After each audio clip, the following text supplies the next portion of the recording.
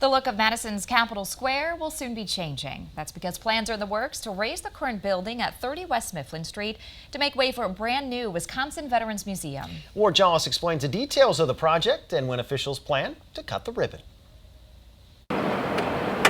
If you visited the Wisconsin Veterans Museum on Capitol Square, you know it's loaded with artifacts from throughout Wisconsin history.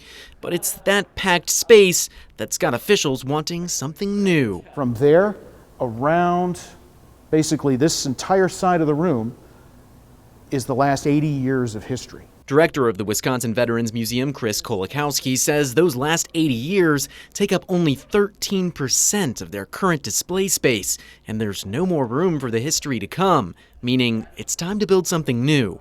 Just because of the space limitation, we're not able to fully execute our mission. And that's one of the reasons we've been looking at the future.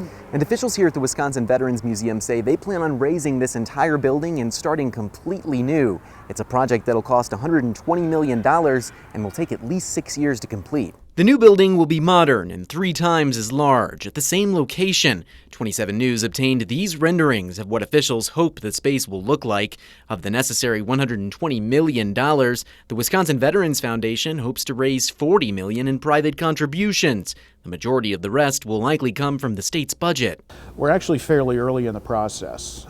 We got a great pledge last week, a very generous pledge from Jerry Fauci, $10 million.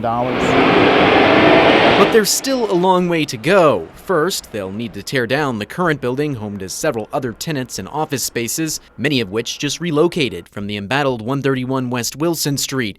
But Kolakowski says they're ready for the future. It's a living, breathing place and a community center in some ways for veterans families, for the people of Wisconsin. In Madison, Warjalis, 27 News.